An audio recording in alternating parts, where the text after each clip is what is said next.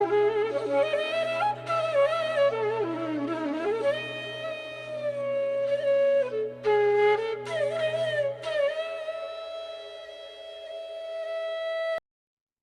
Radhe.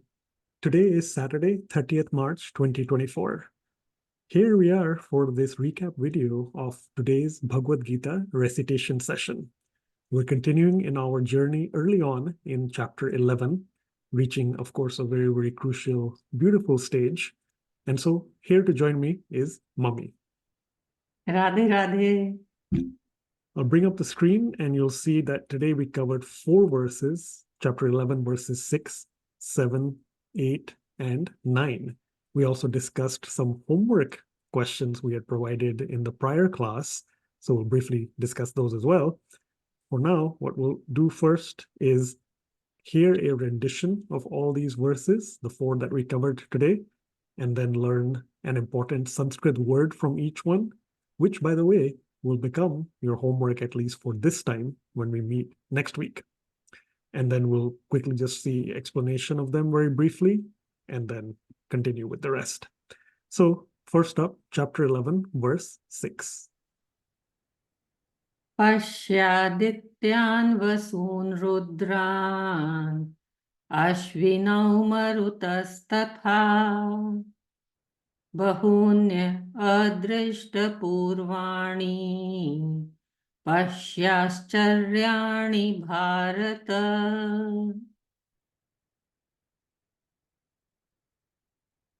ihaikastham jagat kritsnam Pashyadya sacharacharam mama dehe gudakesha yachanyad drashtum ichhasi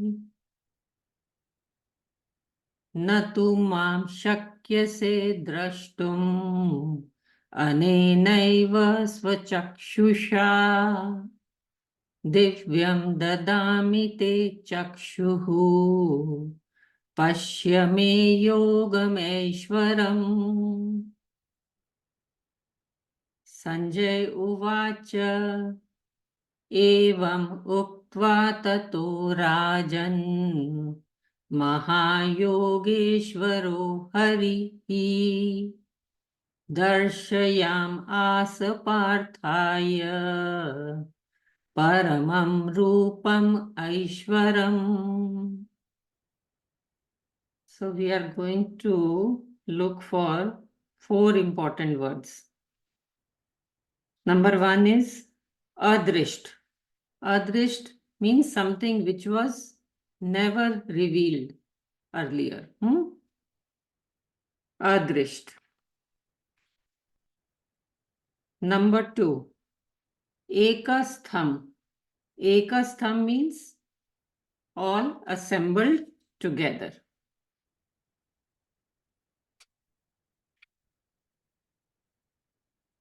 Verse number 8, let's learn the word Divyam.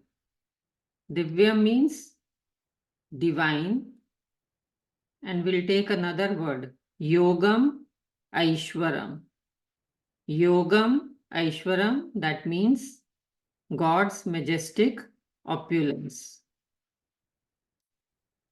And verse number 9, we will take this word, Uktva. Uktva means having spoken. So total 5 words, that is the homework. And we will talk about it again in next class where you will be answering these words. Over to you, Gagan.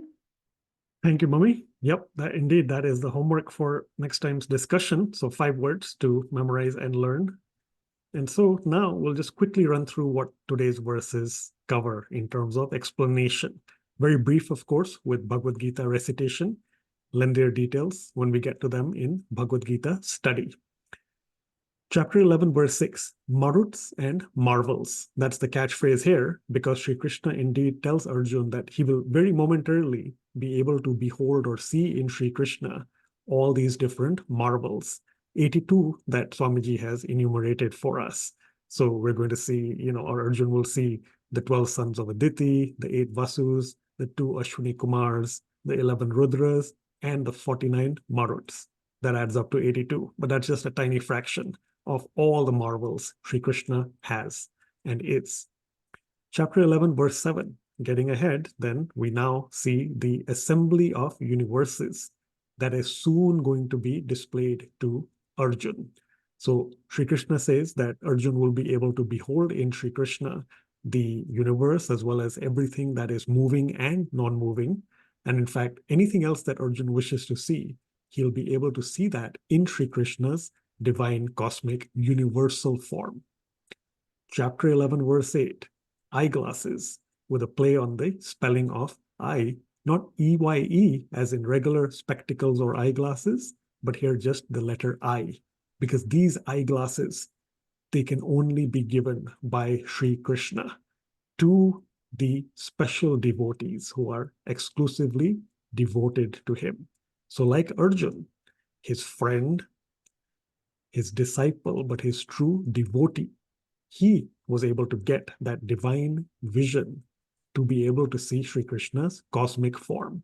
And so because Sri Krishna is that giver, but also because then Arjun, in this case, as the benefactor, gets to see God in his universal form and also answer the question for Arjun, who is he? Who am I?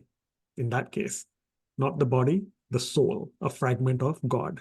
So eyeglasses, which in fact, just to make sure you all remember, we also showed you in the flyer. Pretty self-explanatory, but nonetheless, imagine this mystical optician situation, Sri Krishna granting, as best as we can display here, the eyeglasses that would help Arjun see Sri Krishna's divine cosmic form. Finally, chapter 11, verse 9. What is that display? Well, it is indeed the royal revelation. This is that stage a lot of us have been waiting for. Arjun has been waiting for. And so here, Sanjay says to King Dhritarashtra that Sri Krishna has finally revealed his opulent, divine, cosmic form. So the royal revelation has just begun. And in fact, from the next verse and beyond, we will actually then start seeing again what Arjun got to see as that divine manifestation of Sri Krishna. Everything that had been enumerated or listed out so far, we heard. And now, of course, through Arjun, we'll start getting to see that. So that is the essence of today's 4 verses. We'll hear a rendition of them one more time. Ashyadityan vasoon rudran Ashvinau marutastatha Bahunya adrishtapurvani Pashyascharyaani bharata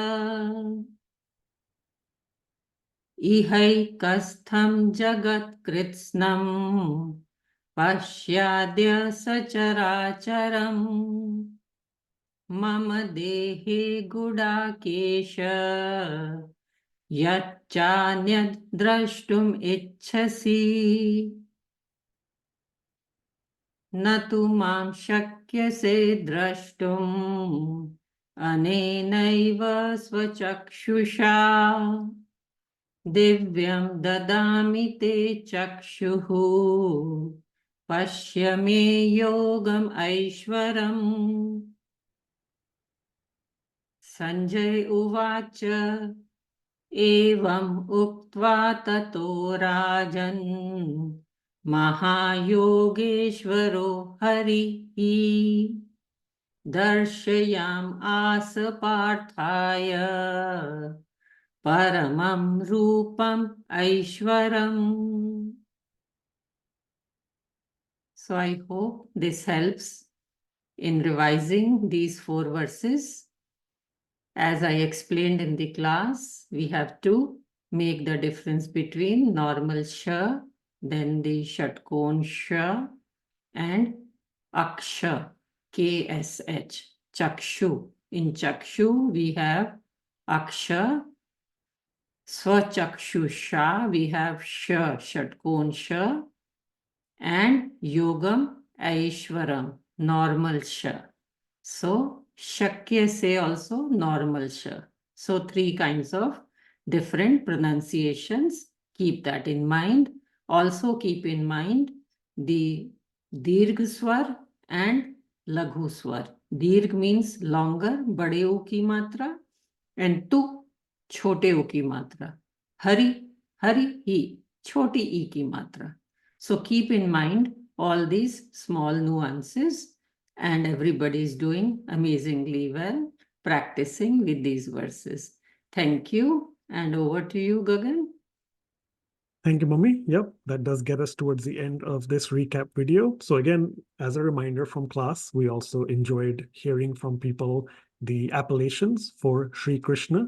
Continue to revisit that material. And as Mummy said, connect it with each verse that we're covering in Bhagavad Gita Recitation. Because it doesn't matter whether you spend 30 seconds or a minute on the explanation of the verse, like here, or we may spend 10, 15, 20 minutes in a Bhagavad Gita study session. Having that understanding is going to help us connect the material from one verse to the other, one chapter to the next, and especially here with Bhagavad Gita recitation, help us really absorb what our chanting and recitation practice is serving as a purpose. So that was one piece. We also heard from a couple of people the Sanskrit counting 1 through 18. Again, take a look at material that you used for that, practice it. As Mummy said, contextually, it helps us each time we get to the beginning of a chapter, or also when we get to the end, we will be needing that number in Sanskrit as we thank, whether it's at the opening or at the end, we thank the Lord, thank Sri Krishna for giving us the opportunity to have partaken or participated in the recitation of a specific chapter or the entire Bhagavad Gita.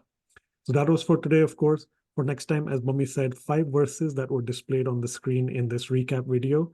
Please review them, memorize and learn them, translation as well as context.